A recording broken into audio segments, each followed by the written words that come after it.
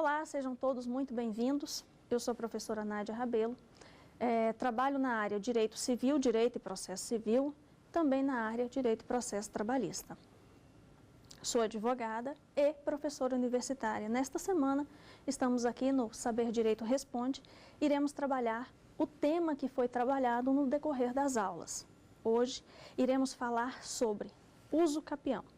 Uso capião em todas as suas modalidades, seja ele uso capião ordinária, uso capião extraordinária, uso capião constitucional, que se divide no rural e no urbano, o uso capião na sua modalidade urbana, que também se divide entre elas a uso capião familiar. Trabalhamos durante o decorrer da semana também com o uso capião indígena e o uso capião administrativo e, por final, trabalhamos com a uso capião extraordinária, com as mudanças do novo Código de Processo Civil.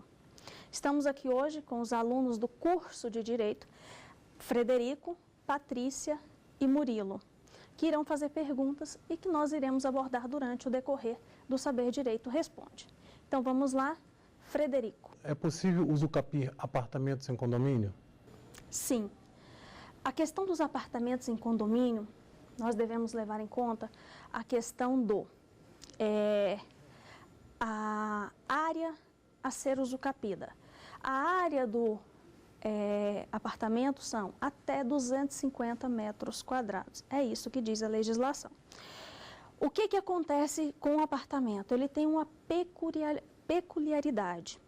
Porque no apartamento você já tem a demarcação territorial. Você não trabalha necessariamente, não precisa necessariamente chamar os confinantes para estar em juízo e defender a sua posse, porque esse daí já está devidamente delimitado. Então se torna um pouco mais fácil, um pouco mais célere esse processo. Porque a uso capião do apartamento, ele segue todos os requisitos, que ele é uso capião urbano. Ele vai seguir todos os requisitos necessários, seja quais sejam. Animus domini, a posse direta, vocês têm que estar na posse. Se for alegado, sendo alegado a uso capião, se for na modalidade ordinária, ele tem que apresentar o justo título e a boa-fé. Se for alegado na modalidade extraordinária, não necessariamente não precisa, na verdade, apresentar o justo título e boa-fé. Lembrando só a questão do lapso temporal. Na ordinária, 10 anos, na extraordinária, 15 anos. Claro que, se estiver na posse, fizer uso, moradia, fizer uso da função social, entra lá nos parágrafos únicos do artigo 1242 do Código Civil, em seus parágrafos únicos, seu parágrafo único, que diminui o prazo para uso capião ordinária. Lembrando que a delimitação já provavelmente deve estar na matrícula do imóvel. Quando você vai adentrar com qualquer ação de uso capião, é necessário ir até o registro de imóveis e pegar a certidão de ônus, porque ali estarão gravados todos e qualquer direitos reais sobre o bem.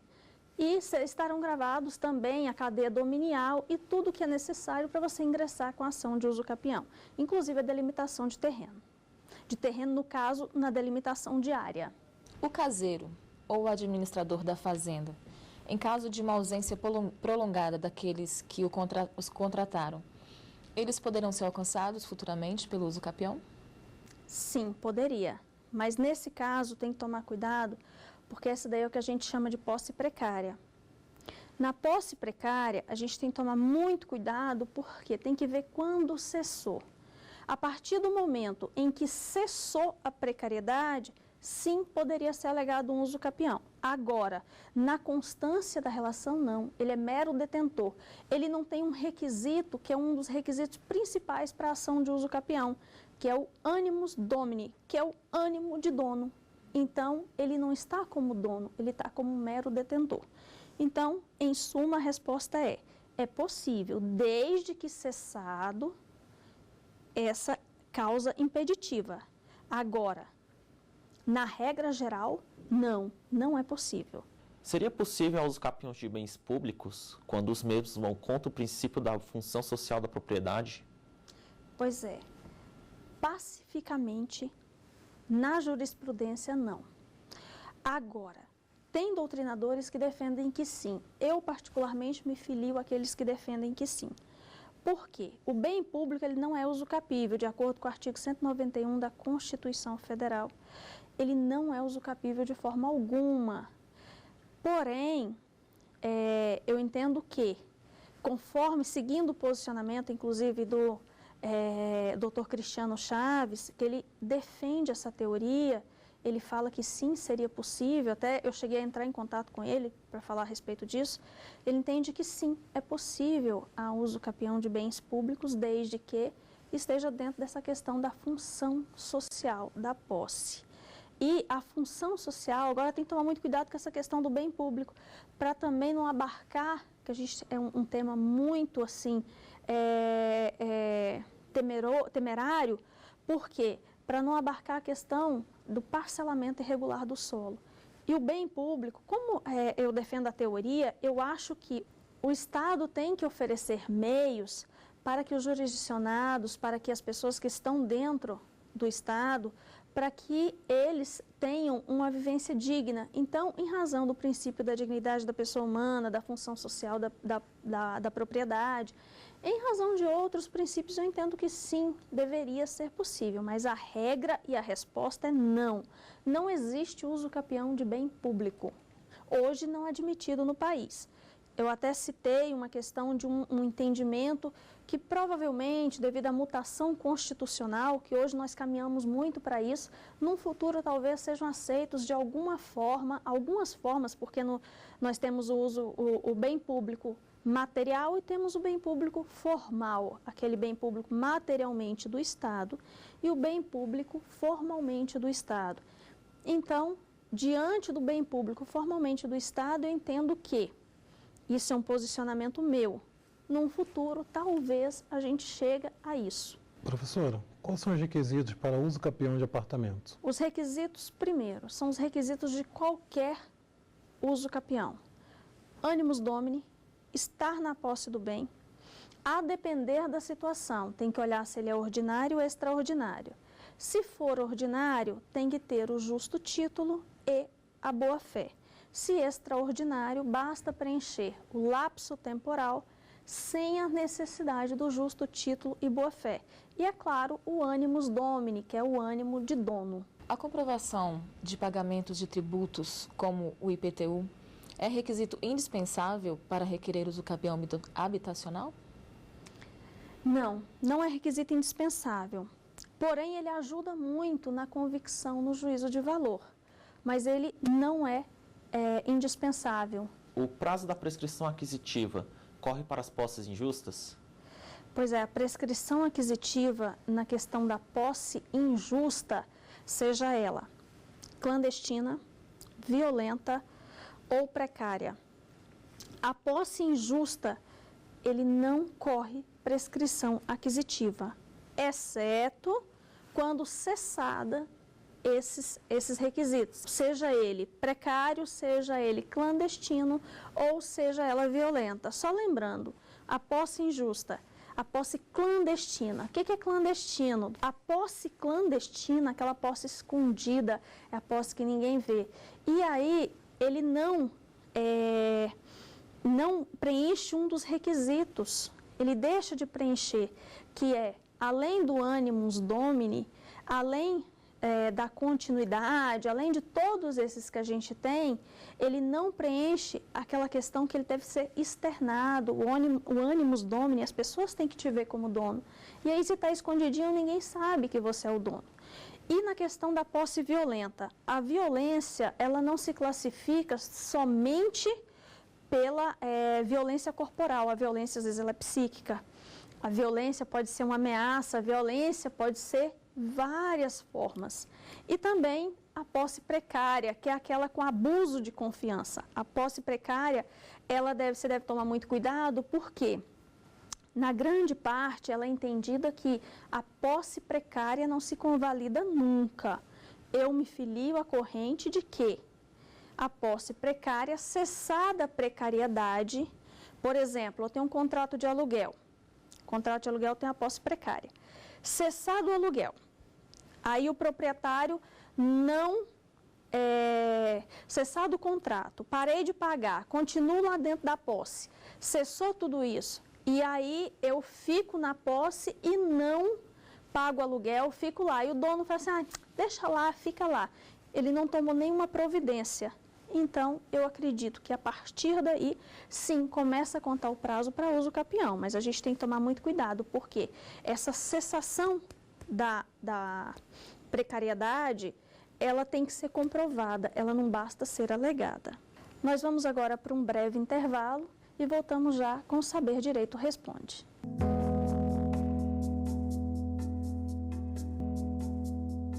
Estamos de volta agora com o Saber Direito Responde e vamos a mais uma dúvida. Frederico? Professora, quando pode se propor a uso capião familiar?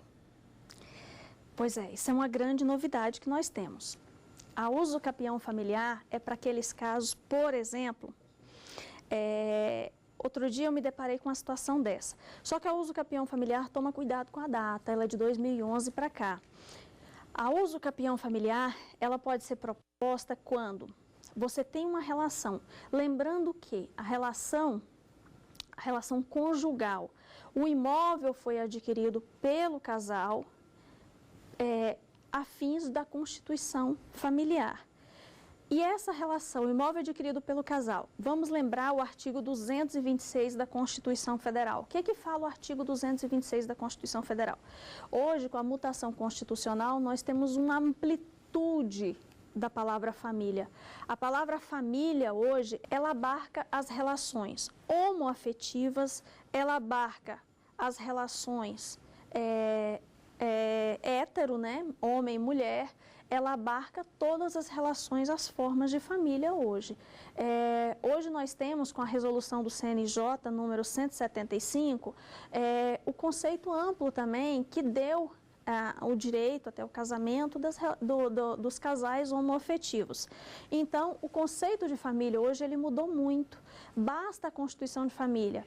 A família é uma pessoa que convive com outra, que é o caso da uso do capião familiar, o imóvel que foi para proveito do casal, lembrando, pode ser a forma que for de família, para proveito do casal, ele é passivo de uso capião familiar. Lembrando que a uso capião familiar, você deve fala para o juiz, você tem que explicar para ele a sua relação. Se você tem uma união estável, fala, o juiz não te conhece. Então, ele precisa saber da sua história, ele precisa saber da sua vida. Então, você vai contar que você teve relação, a união estável, a relação homoafetiva, o casamento, a relação que for, você vai contar a história. E aí, para configurar, para que você tenha direito ao uso capião familiar, é necessário que haja abandono do lar por um dos cônjuges. Esse abandono, como é que ele é? Como é que ele é contado? O abandono não é o mero fato da pessoa ter saído de casa. O abandono é quando ele some, eu falo que é eu brinco às vezes em aula, que eu falo que é o caso do amante. O camarada arrumou a namoradinha, aí fala assim, não, quer saber? Ele tinha lá o seu casamento. Quer saber? Eu vou conviver com ela. Aí ele vai embora. Ele sai de casa e vai conviver. Abandona por total, gente. Cuidado com isso, tem que haver o abandono. Não configurado o abandono, também não configura o requisito essencial, que é o abandono. Abandonou, ficou lá, a esposa, coitada, sofrendo, tendo que chorar, cuidando das crianças, ficou lá, cuidando do apartamento e tal. Aí não deu certo lá. O que ele faz? Ele quer voltar. Aí ela não quer voltar. Você me abandonou, beleza, ele não quer voltar. Tá, você não quer voltar, então eu quero a minha parte do imóvel. Aí ela vem aqui, ó, vou dar não. Essa parte do imóvel, ela é minha, é uso capião familiar. Porque você abandonou o lar, você foi embora sem justificativa. Quando tem justificativa, como por exemplo, quando a Lei Maria da Penha determina o afastamento do lar, nós estamos diante de uma justificativa. Ele não saiu porque quis, ele saiu porque ele foi obrigado. Então, tomar muito cuidado com isso. É necessário que o abandono seja porque ele quis, não porque ele foi obrigado. Ele tem que ser necessariamente sem motivo justo. Vamos lá, então. E só lembrando mais uma coisa, o prazo são 2 anos. A prescrição aquisitiva é de 2 anos. A participação da FUNAI na ação de uso capião indígena é dispensável nos casos em que o índio já possui uma capacidade para propor essa ação? Pois é. A Lei 6.001 fala da proteção dos índios. O índio não integrado, o índio integrado, você tem que olhar a situação em que ele está. Por quê? O índio 100% integrado, que ele está aqui, que ele está vivendo em sociedade, que ele está aqui trabalhando, que ele está aqui integrante, que ele tem um trabalho, que ele não necessita dessa proteção, ele não precisa dela. Agora, tomar cuidado, porque o índio em que ele está parcialmente integrado, ou o índio que não está integrado, ou aquele que tem o interesse, a função da FUNAI é justamente essa, é a proteção de todo e qualquer interesse que envolva os índios. Então, se estiver sendo burlado alguma coisa em que haja interesse, sim, ela tem que estar presente, tem que ser chamada para defender. Até mesmo porque, se a gente for parar para pensar, a capacidade deles, se ele está lá, a gente não tem dúvida, né? Se ele está lá na tribo dele, a gente não tem dúvida. Quando ele é integrado, você tem que ver se a situação em que ele está, que às vezes ele está integrado, mas é parcialmente, às vezes ele não está 100%. Então, isso daí também a gente tem que observar. Então, vai depender do caso a caso, mas em regra, sim. Quando há interesse indígena, ela tem que ser chamada. Quais foram as novas inovações que o novo CPC trouxe para a uso capião? Pois é, foi muito, muito bom. O novo CPC, tem gente que fala que é o Código do Advogado. Eu não vejo dessa forma, eu vejo que é o código que resolveu proteger a população em si. Por quê? E eu acho que ele facilitou para os advogados, ele facilitou para os jurisdicionados, ele facilitou para o próprio magistrado. Por quê? Ele previu uma forma da uso capião ser feita extrajudicial, que é uma inovação. Ele inseriu o artigo 216A da Lei de Registros Públicos e aí também ele tirou a uso capião dos ritos especiais. Ele agora segue o rito comum e isso é muito bom, porque facilitou muito em muita coisa. Apesar da uso capião ainda ter os seus requisitos essenciais, algumas coisas ele tem que ser seguido, mas está espaçado no código. A exemplo, a citação pessoal dos confinantes. Então, ele é muito claro em relação a isso, mas no mais, as inovações foram excelentes e muito boas. É possível alienar o imóvel no período de lapso temporal para aquisição da uso capião? Pois é, se é possível. Sim, é possível. Porque é previsto que pode haver a soma de posses, desde que preenchidos os requisitos da posse. Se é uso capião ordinária, por exemplo, a uso capião ordinária necessita de quê? Justo título, boa-fé. Então, se você vendeu o imóvel, você tem a posse do imóvel, você vendeu, é possível vender? Sim, é possível. Desde que, quando for alegar lá a uso capião, o último proprietário for alegar a uso capião, ele tem que mostrar que, se ele for fazer a soma de posse, que às vezes ele fica tanto tempo que ele sozinho já se resolve, mas se ele for preciso mostrar que ele necessita dessa soma de posses, o posseiro anterior precisa estar também com todos os requisitos em que é necessário para o uso capiente. Então, sim, é possível vender um imóvel no processo de uso capião. Bom, o bem móvel adquirido por meio de furto e mantido oculto durante esse lapso temporal, ele poderá ser usucapido por aquele que o furtou? Pois é. O bem móvel, como a gente já falou no decorrer das nossas aulas, o bem móvel ele é passível de uso capião, mas neste caso não. Por quê? A posse aí ela é injusta. A posse injusta ela não é passível de uso capião. Neste caso, ele utilizou de uma forma clandestina, ele furtou. Mas aí tem que ver, ele furtou escondidinho, aí caberia a posse injusta clandestina.